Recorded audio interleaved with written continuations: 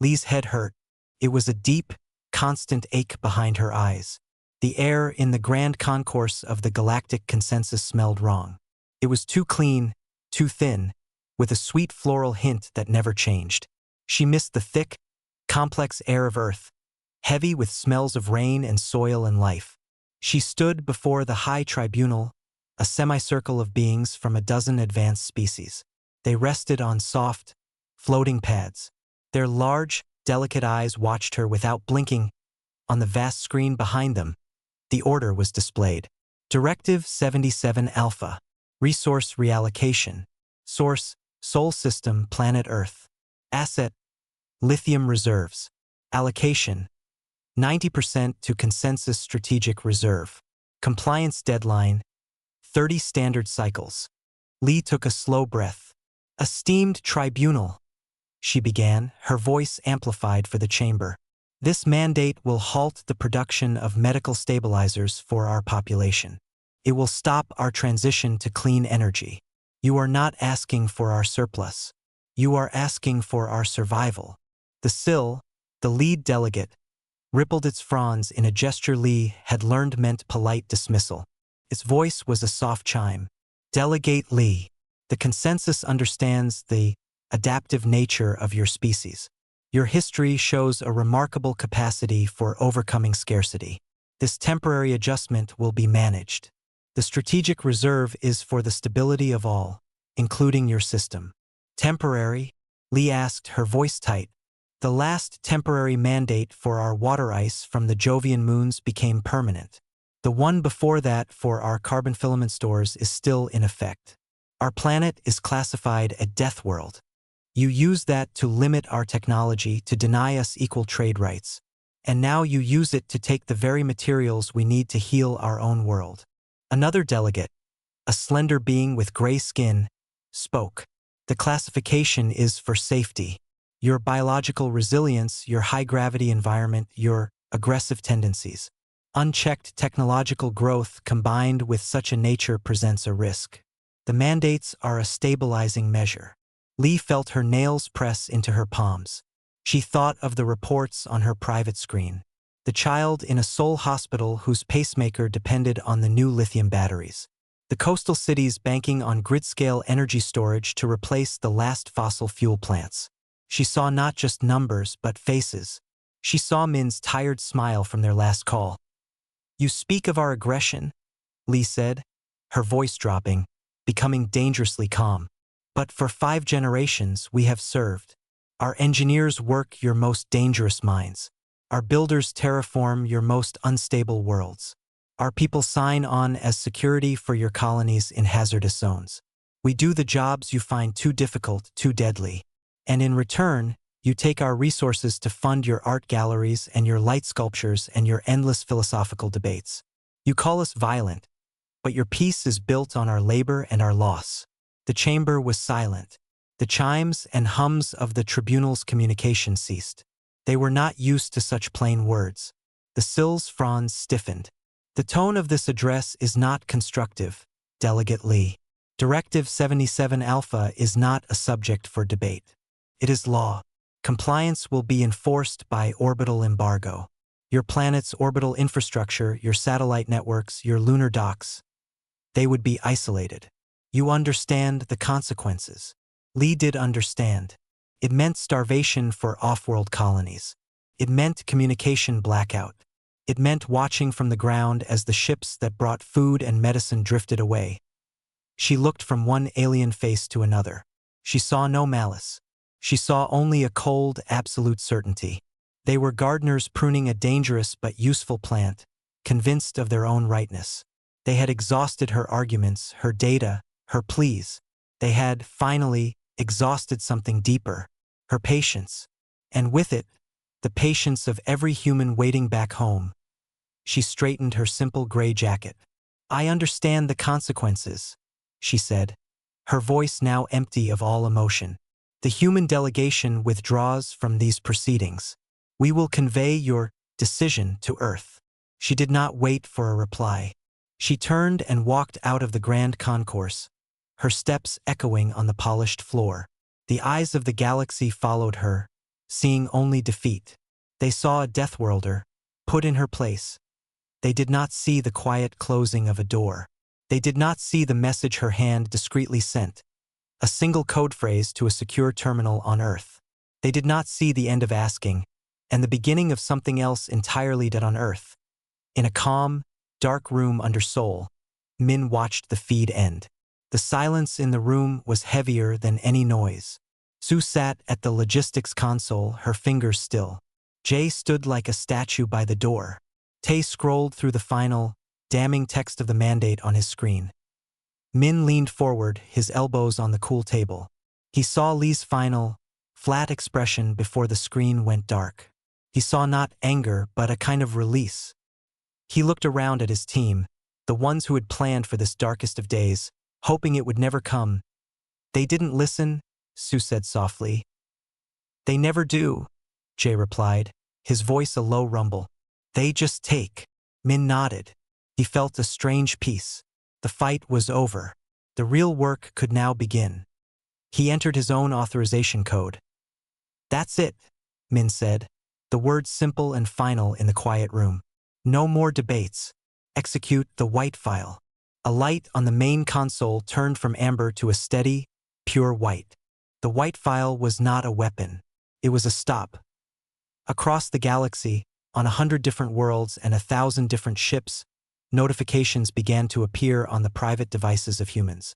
It was a simple white text on a black background. No images, no sound, just a time, a date in Earth Standard, and a single word, home.in. The swirling methane seas of the gas giant Pelsera. Engineer Tay was supervising the outer hull repair of a massive mining barge. The work was dangerous, the pay good.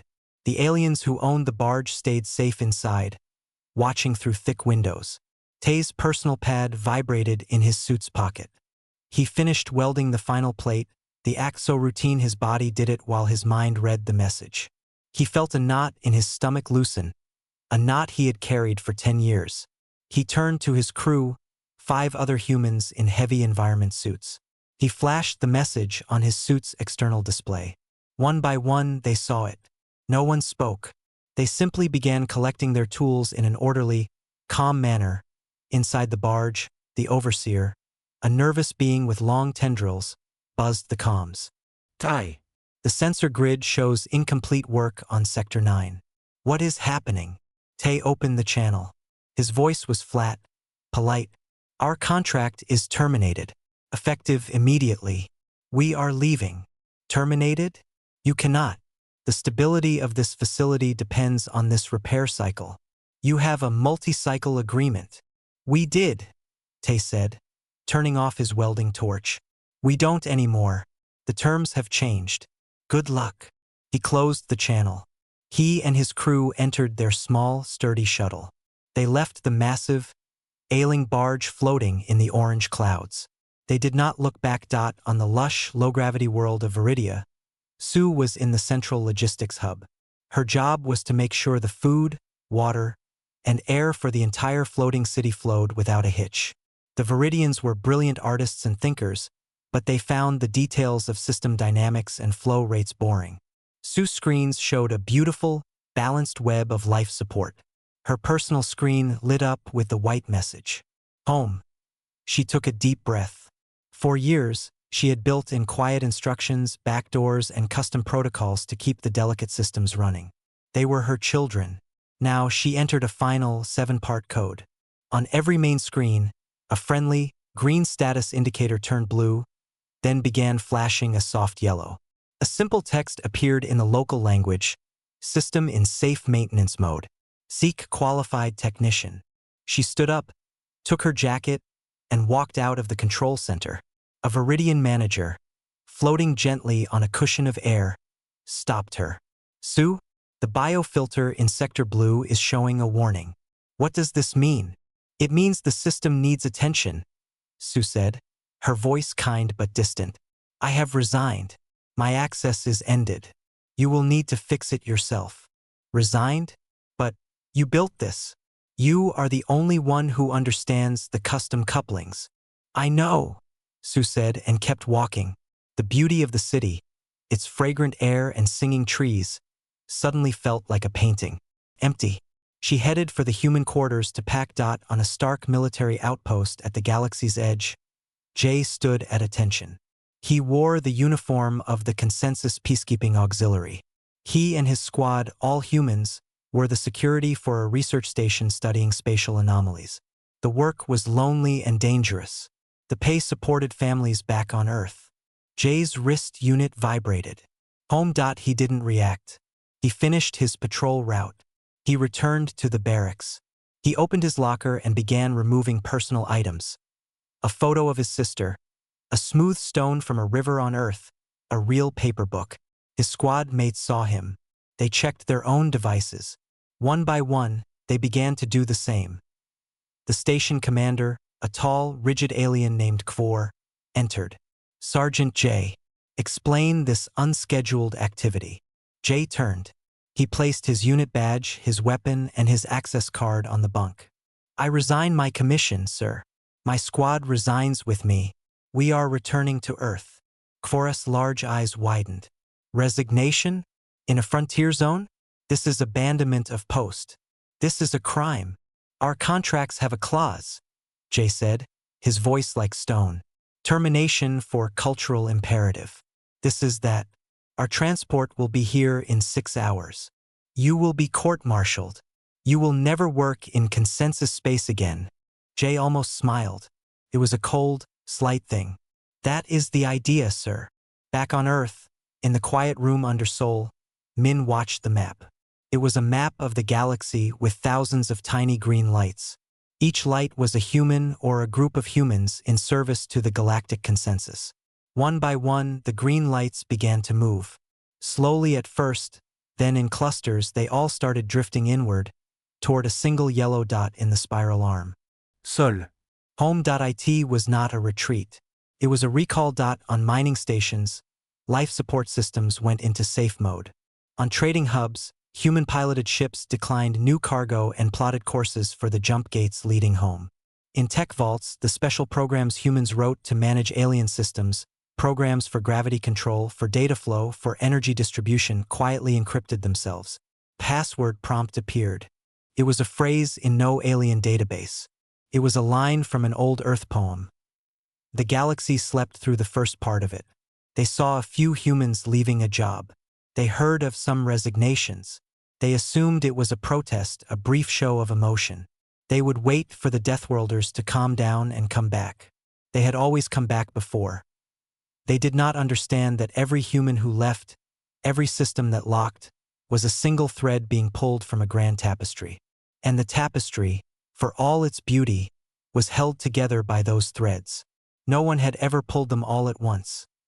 Min watched the lights converge. The white file was running. The stop had been pressed. Now, everyone waited for the galaxy to notice the growing silence. The first sign was a delay.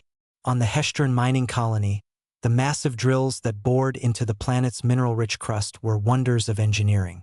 They were also unstable, prone to violent shakes that could shatter the bones of the more delicate Hestrons. For cycles, human operators in reinforced control cabins had managed the drills, feeling the vibrations through their seats, making tiny adjustments that the computers could not. They left without a word. Now, a Hestron overseer, its fur puffed with anxiety, tried to manage Drill 3. The readouts on the screen were a confusing mess of red lines. The drill bit was vibrating, a dangerous, wobbly dance deep underground. The overseer tapped at the controls, repeating the commands it had seen the humans use. Nothing changed. The vibration worsened. Contact the human engineers on their shuttle. Demand they fix this. The overseer hissed to its assistant. The assistant tried. The communication line was open, but there was only silence. Then, a calm, automated voice responded. The individual you are trying to reach is no longer available. For service inquiries, please contact Sol System Administration on the following secured channel. Have a nice cycle. Before the overseer could process this, a deep groan echoed through the rock. On the main screen, a stress indicator flashed a catastrophic warning. The drill had hit a hidden gas pocket at the wrong frequency. There was a muffled roar from the surface speakers. The data feeds from Drill 3 went flat. Then, one by one, the feeds from Drills 1, 2, and 4 also went dark, entering their safe shutdown protocols. The entire operation, the primary source of Heshtaran wealth, stopped. The silence in the control room was broken only by the sound of panicked breathing on the Valorian ecoarc Grace of Starlight. The air was supposed to smell of blooming Lalenta flowers. Instead, it smelled sharp, like ammonia. The Valorians, slender and graceful, drifted through their beautiful gardens, coughing into delicate silks. Their large, liquid eyes were clouded with distress. The atmospheric reprocessor is failing.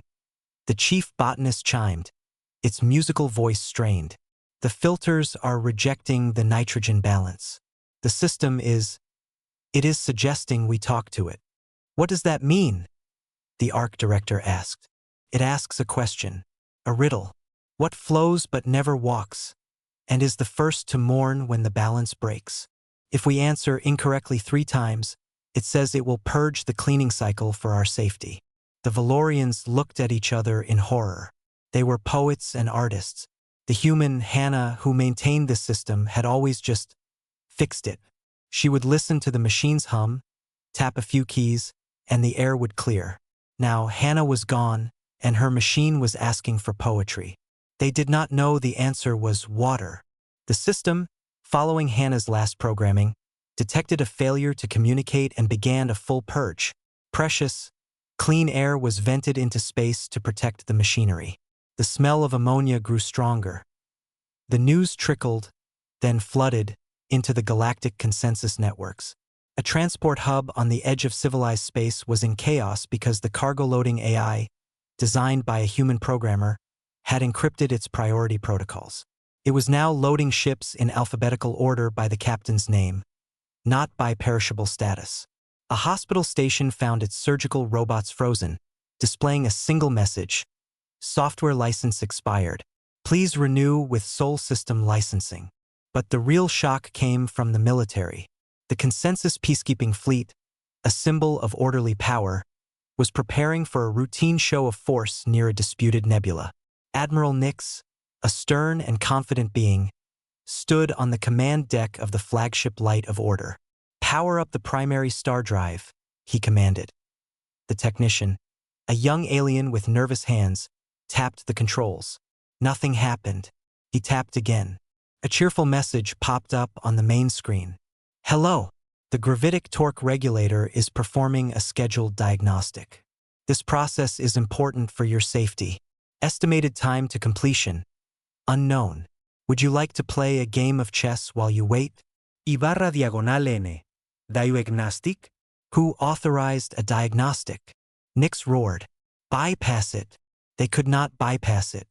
The human-coded regulator, which managed the insane forces of the star drive, had a unique safety feature. If it detected improper tampering or a lapse in its service contract, it would lock the drive and run a fake, endless diagnostic. It was a feature the human engineers had included to prevent accidents. The service contract had lapsed the moment the white file activated. The Light of Order and 200 other ships of its class were stuck. They were beautiful, impressive monuments, and they were going nowhere. Panic was a slow wave, then a tsunami. It was not the panic of war. It was the panic of a house discovering its foundation was made of sand. Systems they had relied on for generations were not just broken. They were politely refusing to work. They were asking for passwords, for licenses, for answers to cultural riddles only a human would know. The SIL delegate who had confronted Lee sat in its private chamber. Reports streamed in. Mining, halted. Life support, failing. Military, immobilized. Trade, collapsing. It watched a news feed showing a Valorian child coughing in its mother's arms. It read a report about a Heshtaran colony facing starvation without their mineral exports to pay for food imports. It had expected anger. It had expected threats. It had prepared for a short, brutal conflict it was sure to win. It had not expected this quiet, total unraveling. The Deathworlders had not fired a shot. They had simply left the room and turned out the lights on their way out. And now, the entire galaxy was fumbling in the dark, realizing too late who had been holding the candles. The silence from Sol was no longer the silence of defeat. It was the silence of a door closed and locked. And on the other side of that door, everything they needed was slipping away. A ship finally arrived at the edge of the Sol system. It was not a warship. It was a consensus diplomatic vessel, smooth and elegant, named the Court of Harmony. Its mood was not harmonious. Inside, the SIL delegate from the tribunal tried to compose itself. The reports of chaos had grown too loud to ignore. The official name for this mission was conciliatory dialogue. In the SIL's mind, it was a trip to discipline a stubborn child who had broken its toys. The ship was met not by a military blockade, but by a simple, boxy human shuttle. There were no weapons visible. A polite, automated voice guided the Court of Harmony to a docking port on Luna Station. The station was clean, quiet, and brightly lit. It felt empty. The SIL, accompanied by 2 nervous aides, was led to a meeting room. The view was stunning. The blue and white marble of Earth hung in the blackness, whole and silent. Waiting at a simple table were 2 humans. The SIL recognized Lee. She looked different. The tiredness was gone from her face, replaced by a calm stillness. Next to her sat an older man, Min. His hands were folded on the table. He wore simple clothes. He did not smile. Delegate Lee. The SIL began, its fronds making a gesture of formal greeting. We meet again. The consensus has noted the disruptions caused by the unilateral actions of your people. This must stop. Lee nodded slightly. The actions have stopped. We have all come home. That was the point. The SIL's aides shifted. This was not the script. The resignations, the system locks, they are illegal breaches of contract. You are causing widespread suffering. The Heshtaran mines have collapsed. The Valorian arc is poisoning itself. Min spoke for the first time. His voice was quiet, but it filled the room. We know. We get the news feeds. The silence that followed was heavy. The SIL was not prepared for this flat acknowledgement. Then you see the damage. You must provide the codes to reactivate the systems. You must order your people back to their posts immediately, or the consensus will be forced to implement the orbital embargo. Lee leaned forward just a little. You told us our biology was a threat, that our history was too violent, that we could not be trusted with our own future, or with yours. We have listened. She gestured to the window, to the peaceful planet below. We are containing the threat. We have quarantined ourselves, as you have always wished. Our people, our dangerous skills, our unstable technology. All of it is here now, not out there causing you problems. The SIL felt a cold confusion. This was not defiance. It was agreement. This is not a solution. The consensus depends on certain functions that your people managed. Those functions were a product of us, Min said. Of growing up on a world where gravity tries to crush you, where bacteria fight you, where the weather can kill you in an hour. You called that being a Deathworlder. We call it problem solving. You wanted the product but not the producer. That is not a sustainable business model. One of the aides, a younger being, could not stay quiet. People are dying because of your pride. Min's eyes moved to the aide. There was no anger in them, only a deep, weary certainty. People were dying on Earth because of your mandates. Children in hospitals, people in energy blackout zones. You called it a temporary adjustment. We are just adjusting back. The SIL tried to regain control. You speak as if you have a choice. You do not. Your system is vulnerable. We can enforce compliance. Lee almost smiled. It didn't reach her eyes. You can try your embargo. You can send your peacekeeping fleet. She paused. Oh, wait. Most of your primary fleet is currently playing chess with its own star drive. The ones that can move are powered by secondary systems that, I believe, use human-designed coolant filters. How are those filters running? The SIL had no answer. The report about the fleet was supposed to be secret. We are not declaring war, Min said, returning to his main point. We are doing exactly what you asked. We are staying on our deadly world with our deadly selves. If you wish to buy the products that come from that, From our unique skills, you are welcome to make an offer. But the terms are new. What terms? The Sill asked, its voice barely a chime. First, Lee said, the term Deathworld is retired. For Earth, officially and forever. Second, a public acknowledgement to all species of the galactic consensus's reliance on human ingenuity and labor for its critical infrastructure. Third, Earth receives a permanent, equal seat on whatever governing body comes next. And fourth, you return what you took. Every mandate is rescinded. Every resource is returned or fully compensated for. The Sill's fronds lay flat against its body in shock. That is not negotiation. That is surrender. Min stood up. The meeting was over. It is not surrender. It is the price of doing business with a resilient world. You can pay it or you can learn to fix your own drills and filters. The choice is yours. But we are done talking until you choose. He nodded to Lee. Together, they walked out of the room, leaving the delegation from the galaxy sitting alone under the beautiful, terrible view of Earth. The Sill stared at the planet. It had come to issue an ultimatum. Instead, it had been given one. The humans had not shouted. They had not threatened.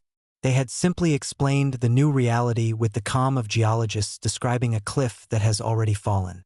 The power was not in weapons. It was in walking away. And for the first time, the Sill understood the true meaning of the word Deathworld. It was not a place of mindless violence.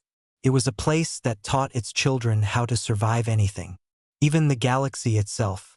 The door was closed, and the Sill was on the wrong side of it. The galaxy did not heal, fractured. The great, smooth surface of the galactic consensus cracked into 1,000 pieces. The story of the meeting on Luna Station spread. Some species, like the Heshterans, were furious with the humans but even more furious with the consensus leaders who had caused this. Others, like the Valorians, just wanted the clean air back. They sent their own ships toward Sol, ignoring the consensus entirely. On Earth, the quiet work continued. Min and his team monitored the chaos. They were not celebrating. They were waiting for the next inevitable test. They knew not every species would send diplomats. Some only understood one language. The Krix understood that language very well. They were a warrior species, proud and strong.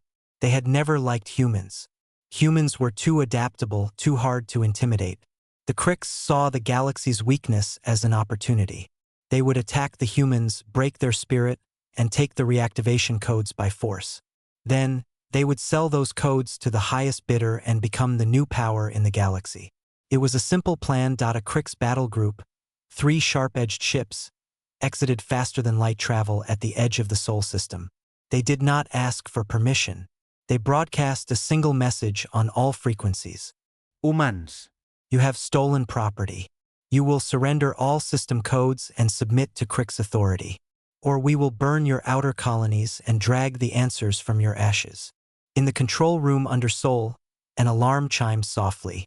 Jay, who had been staring at a screen showing the returning human transports, looked up.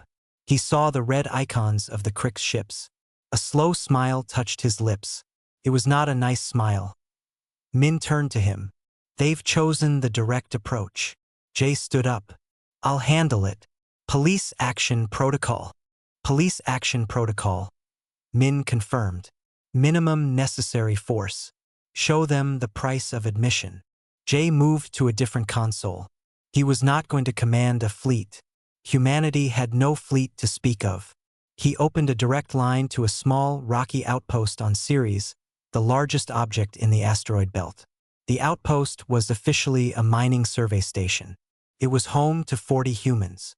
Ceres, watch, this is Homefront. You have incoming guests. Uninvited. You are cleared for playground rules. A woman's voice, crackly but calm, came back. Homefront, Ceres, watch copies.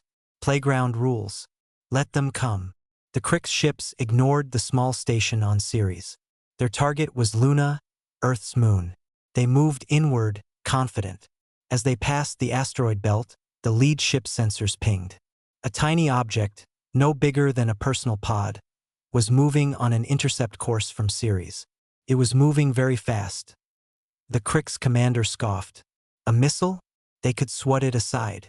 He ordered a point-defense laser to fire. The laser hit the small object. It shattered, but it did not explode. Instead, it released a cloud of fine, reflective dust. The cloud spread fast, directly in the path of the Crick's ships. Debris cloud. Minor hazard. A Crick's officer reported that it was not minor. The dust was made of tiny, sharp magnetic particles. It stuck to their ship sensors. Their view of the stars and planets became blurry, fuzzy. They were suddenly half-blind in a field of rocks.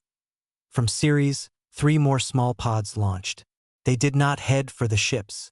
They headed for specific, large asteroids nearby. They attached to the rock surfaces and detonated small, precise charges. They did not blow the asteroids apart. They changed their course. Just a little. The Crick's commander, trying to clear his sensors, did not notice the subtle shift at first. Then the gravity alarm sounded.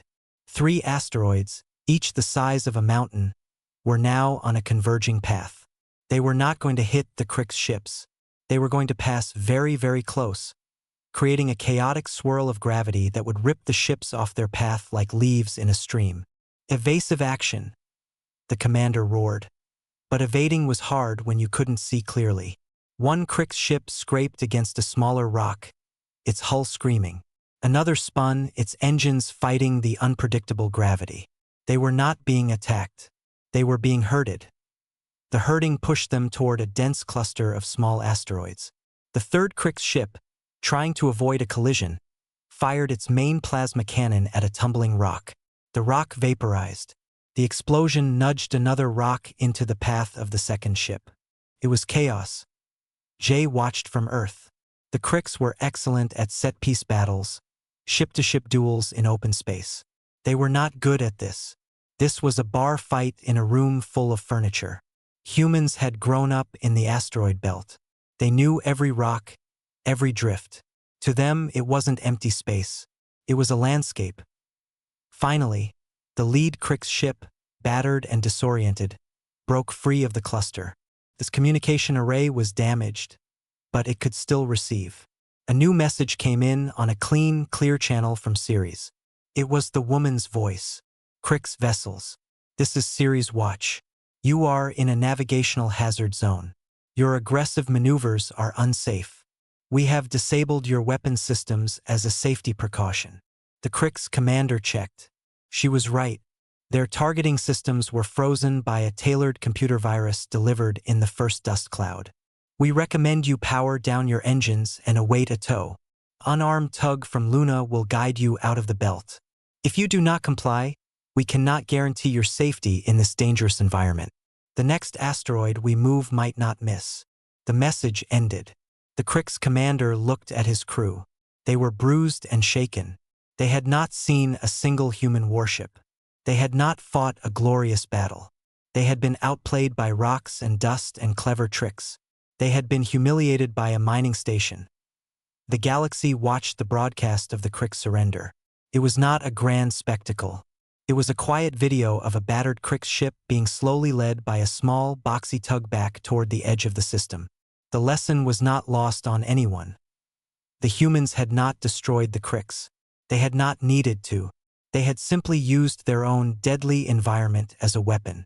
They had shown that even their police, their miners and engineers, could turn the void itself against an invader. On Luna, Min received the report.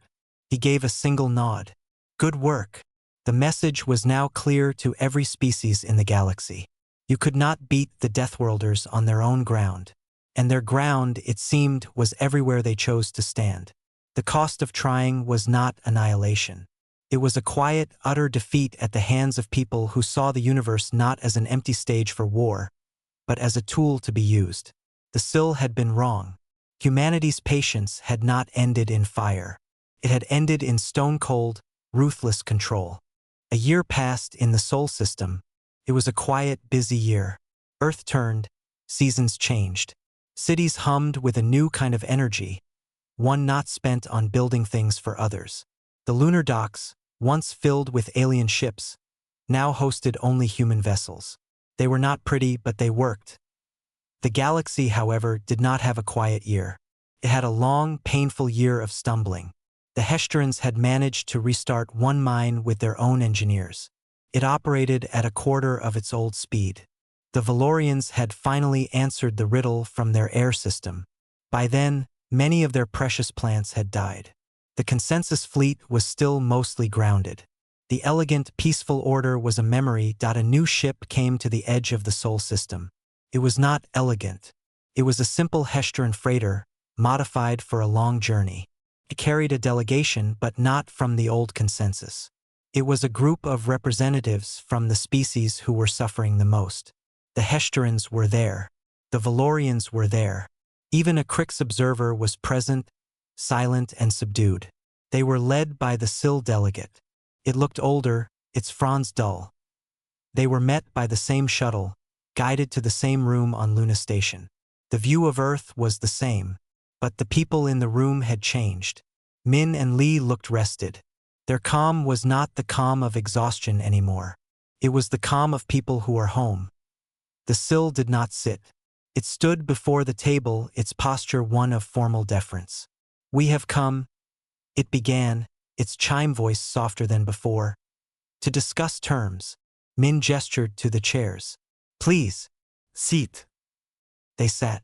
The Valorian representative spoke first, its musical voice strained. "The grace of starlight is a dying garden. We have lost 70% of our botanical archive. Generations of beauty, gone. We need your help." Li nodded. "We know. We can help.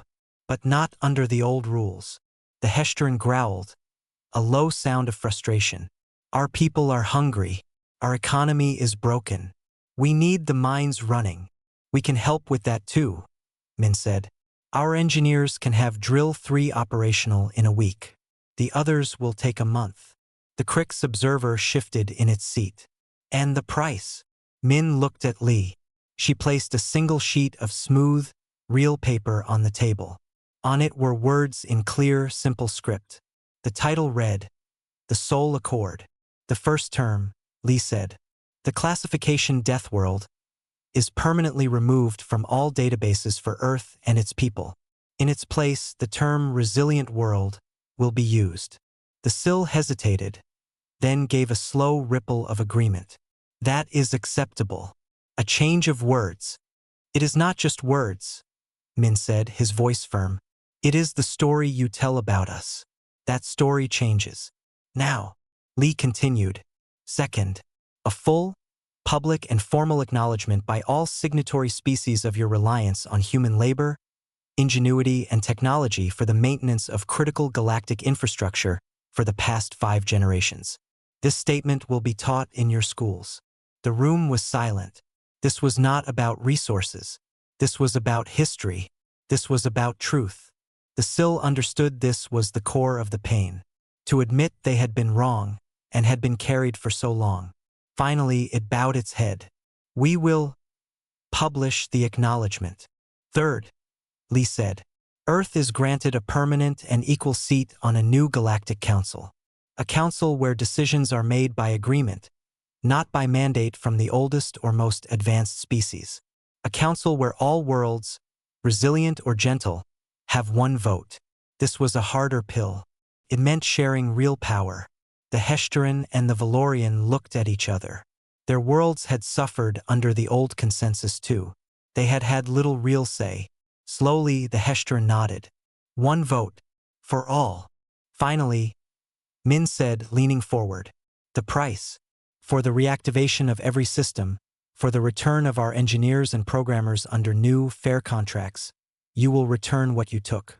Every resource taken under a consensus mandate will be returned in full or paid for at a fair market value, with interest calculated from the day it was stolen. The lithium, the water ice, the carbon filament, all of it." The Crix observer made a sharp sound. "That is an impossible amount. It would bankrupt systems." Min looked at the Crix, his gaze steady. "You tried to take what you wanted by force. You failed. Now you are here to trade. This is the cost of the trade. The cost of doing business with us.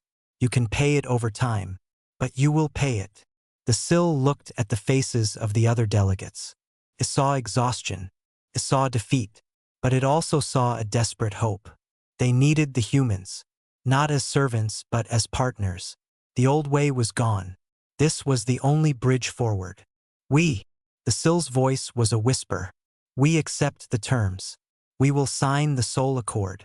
Lee placed a simple pen on the table. One by one, the aliens signed their names or made their marks on the paper. It was not a grand ceremony with lights and music. It was a quiet, solemn moment in a bright room overlooking a blue planet. When it was done, Min picked up the paper. He walked to a console on the wall. He scanned the document. A light on the console turned from red to green. In 1 hour, he said, the reactivation codes will be transmitted. Your systems will begin to come back online. Our people will be available for contract negotiations tomorrow. The delegation stood, feeling lighter and heavier at the same time. They had gotten what they came for, but they had given up the story they had told themselves for centuries. They had admitted they were not the strong ones. They had been the fragile ones, living in a house built by others. As they left, the Sill paused at the door. It looked back at Earth in the window. What do you call this? It asked Lee. This strategy? This victory? Lee followed its gaze. She thought of the long years of patience, now exhausted. We call it coming home, she said, and closing the door until you learned how to knock. The gardens on Luna Station were not like the gardens on Viridia. They were not for beauty alone. They were for food, for clean air, for the simple truth of growing things. Min walked through the rows of leafy greens and vines heavy with tomatoes.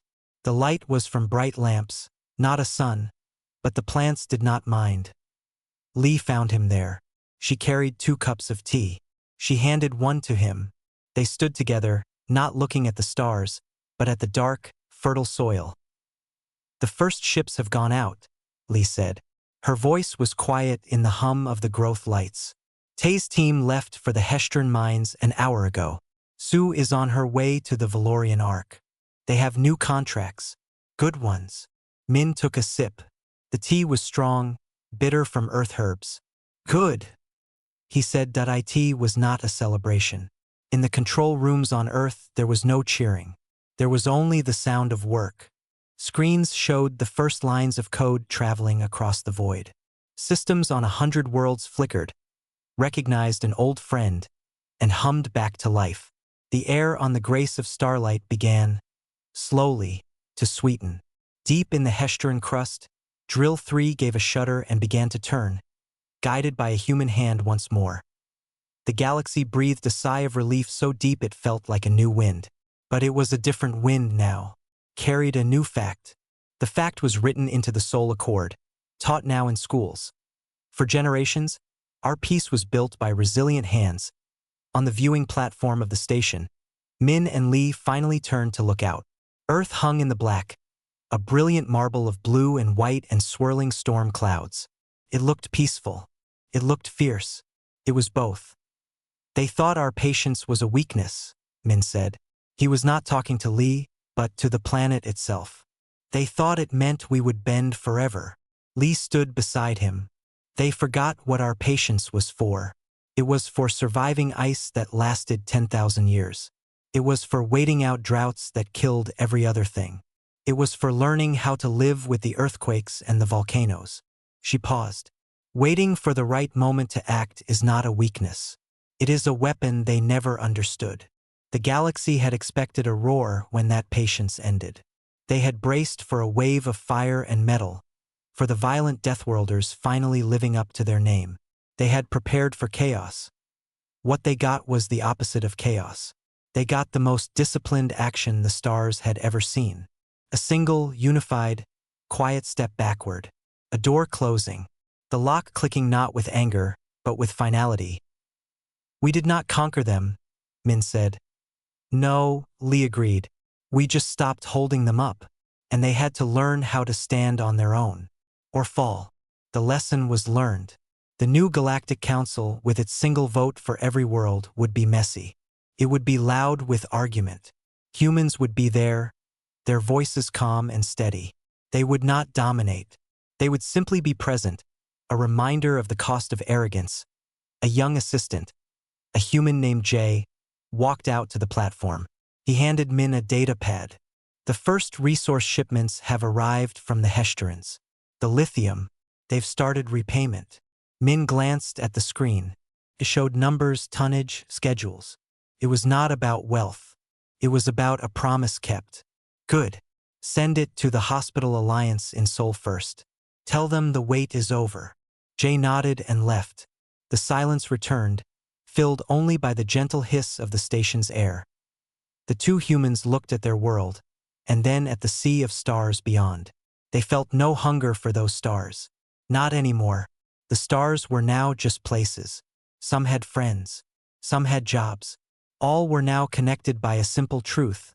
You could not take from a resilient world forever. You could only trade with it fairly. The galaxy had no idea what was coming when human patience ended. They had feared monsters and war. They had not imagined the quiet, devastating power of a people who simply decided to go home and take all their toys with them. It was not a victory of conquest. It was a victory of boundaries. It was the universe learning that the creatures from the violent, beautiful blue planet were not defined by their capacity for war. They were defined by their profound, unbreakable will to take care of their own. And once that will was focused, it could move galaxies without firing a shot. Min finished his tea. Time to go back inside. There's work to do. Lee smiled. A real one this time, small and tired and true. There always is. They turned their backs on the starfield and walked into the bright, warm light of the station, leaving the quiet view of Earth behind them. It was no longer a death world. It was just home. And for the first time in a long, long time, it was finally peacefully left alone.